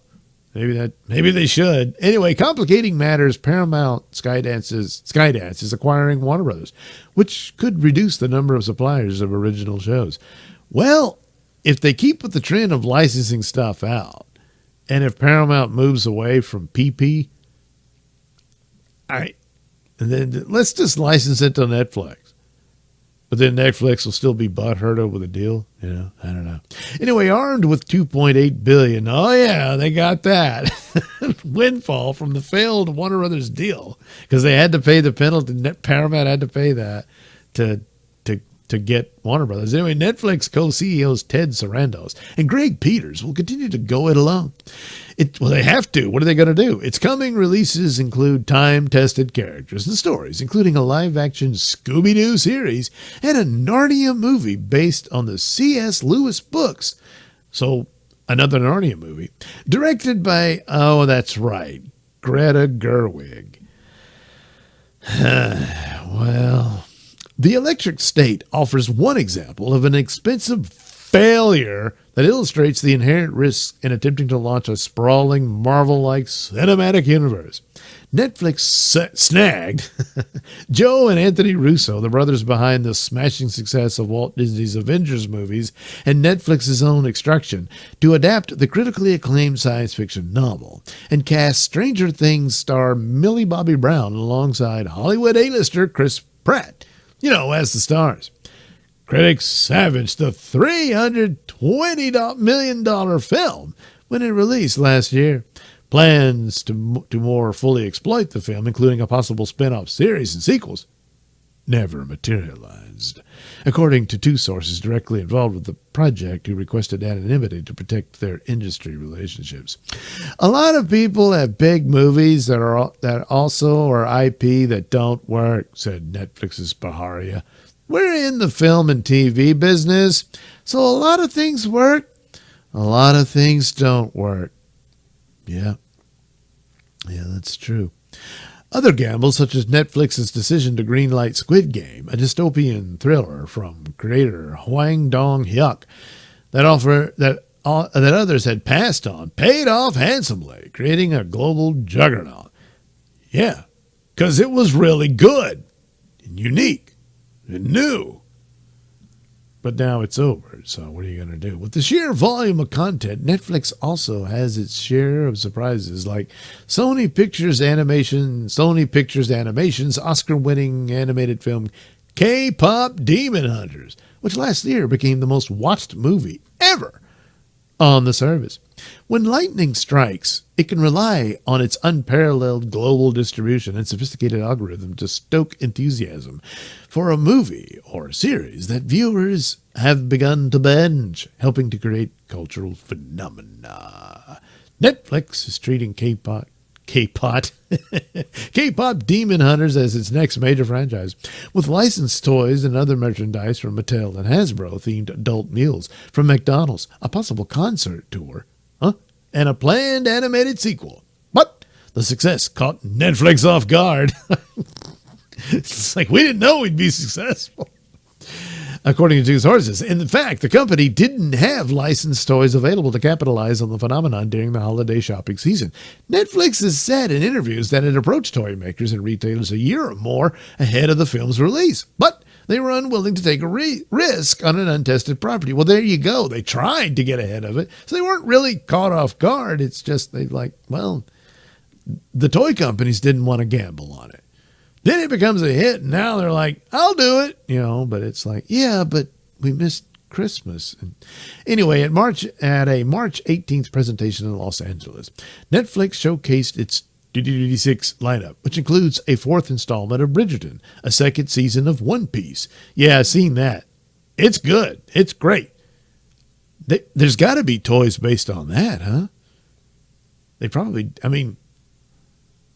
it's a good series. So, but yeah, you got to have some other bits of income because streaming a business model is not going to carry the day. So if you can sell, toys and all kind of collectibles, T-shirts, that sort of stuff, that's money outside the show. Cool, huh? Anyway, it's an adaptation of the long-running manga series and live-action TV series based on the all right, that's One Piece. But meanwhile, a live-action TV series based on the Assassin's Creed video game franchise and a reboot of Little House on the Prairie. Yeah, don't mess that up, stupid. But, Assassin's Creed, they had a movie, but no one watched it, so maybe the show will do better. I don't know. We're off to a strong start and feeling confident about the quality and consistency of our slate this year, said Ginny Howell, Vice President of Original Series at Netflix. Well, the reporting was done by these people, and it was edited by these people for the Daily Wire. So there you go. They did get that $2.8 billion to mess around with, so they could sway some other people in their projects. But maybe there's another Squid Game out there. Maybe South Korea's got something like that. And you want to snatch it up. Toot sweet. And maybe that'll work out for them. Too bad about Warner Brothers, but it's probably for the better that Paramount got it. Certainly for the theatrical releases, because there was just don't tell me Netflix was going to maintain that. They weren't. So, yeah, that was probably for the better. It's a bad deal overall because that's the end of Warner Brothers, really. But what are you going to do? As for Netflix, how does the model survive? Well, this is true. They've got to get these franchises and seek them out. But ultimately, they can't buy a well-known IP. That's the whole reason of doing that. It seems like it's a safer gamble to put money into something like that somebody will show up. But for something brand new, nobody knows what it is. So the key there is you don't want to spend too much money on it. When it turns big, oh, well, now we got to renegotiate everything. And then you want to promote it. And then you want more and more and more. And it's going to suck when the creator says, no, that's it. I don't have any more. Well, we're not stopping there. And then it goes down the commode, But it is what it is, and that's what they got to do. Would they have done a better Harry Potter? I don't know. But, well, I guess not, because it was already in the works, so it would have been on Netflix instead of HBO Max, and that's the only difference. So, anyway, well, that's the business for Netflix. Netflix searches for franchises after losing out on air. All right, that's it. So there's Mummy Girl. That's what I was able to do. Gee, did I really capture the creepiness of it all? I don't know. So now that I think about it, it's like Exorcist. Oh shit! What was the other one? Damn it.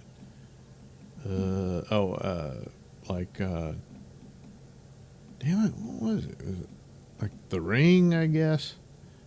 And damn, I forgot the suggestions the stupid director said, but crap. Well, yeah. Poltergeist is what he suggested. No, it ain't Poltergeist. It's it's definitely more Exorcist than that. But damn it, there was a second movie that even I thought, man. Oh well, whatever. And I've forgotten that the guy did the Evil Dead remake, so that kind of stands to reason too, because you got some demonic possession in that. So basically, that's all he's doing. It's all he knows, and calls it The Mummy. Yeah, I'm not so sure about that. But anyway, there she is in all her wrappings. I'll get to Luke Cage sometime, I'm sure. Well, I guess I'm doing it right now. Oh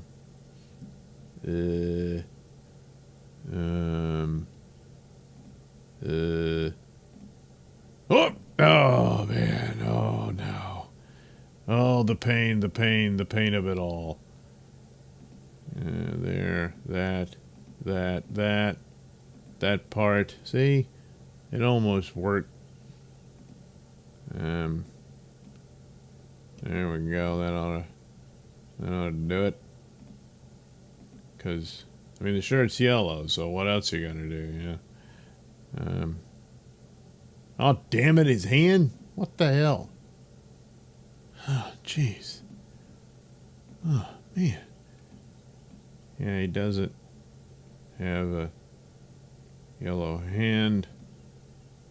Although Iron Fist does when it glows. Yeah. So, there's that. Alright, there we go. Do his ear. The other ear. Damn it! Oh.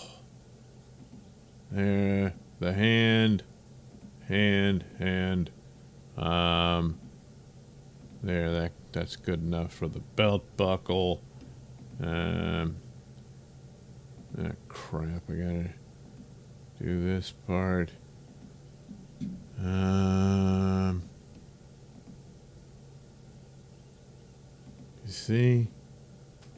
You see how it is. There we go. And oh, that's exciting. And there we have it. Oh boy, everything's wonderful now. That is, pants are done. Come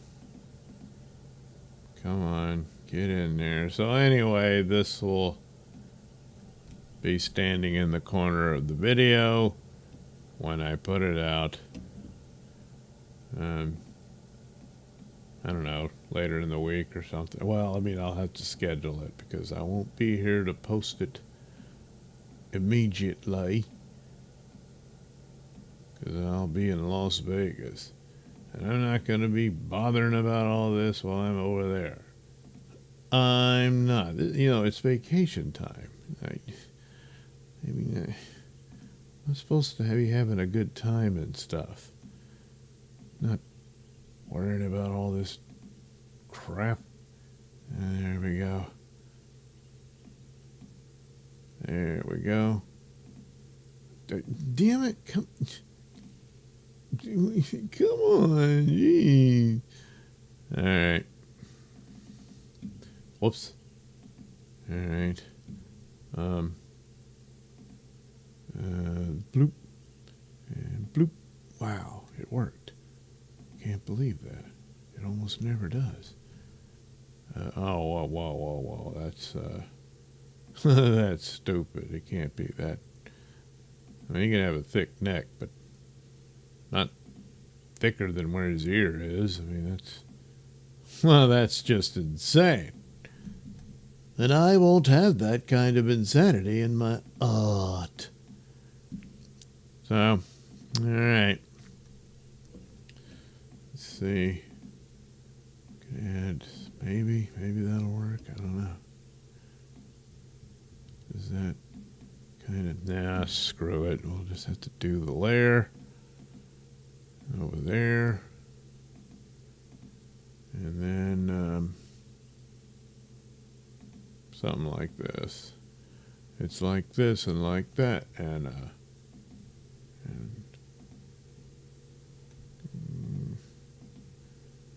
there we go.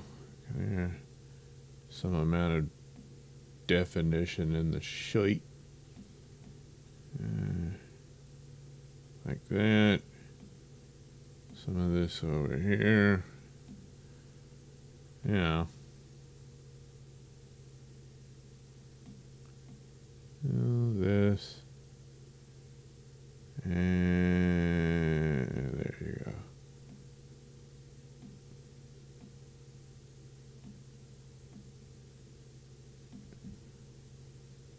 Okay.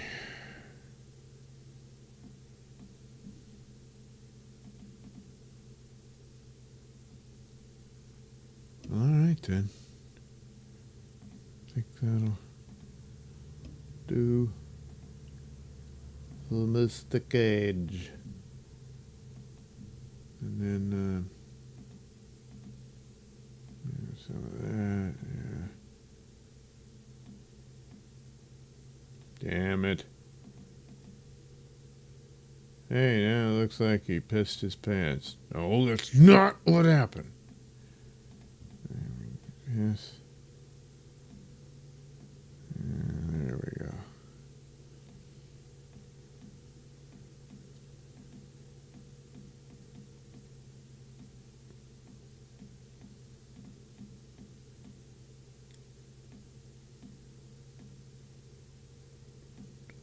All right.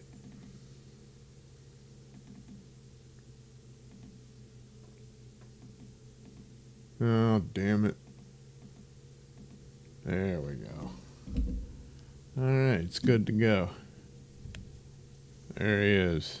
He's Luke Cage. No, really. And I don't want to do it. Poor stupid Darth Maul. I'll have to get on that. When? I don't know. What was the other? Oh, this Electro guy. Well, that's not all that important. So there we go. Jeez Louise. Boy, I've really done a whole lot. You know, isn't that great and all?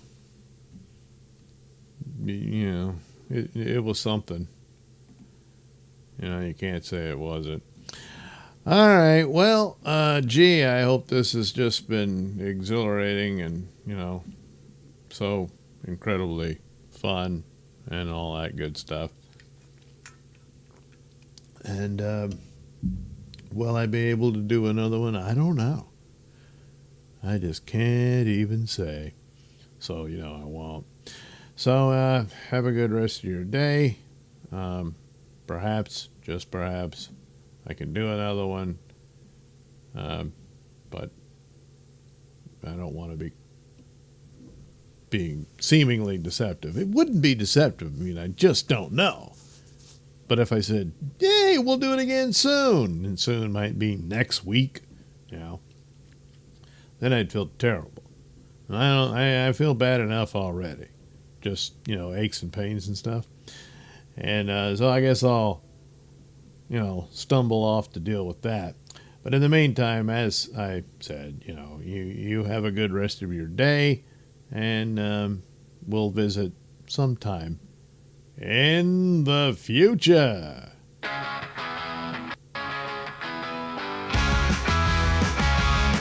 Hollywood could really wish they would. There's no debating. All that's left is the Nailsin reign. The first feast on the corpse of the beast. Only after the feel of the vulture.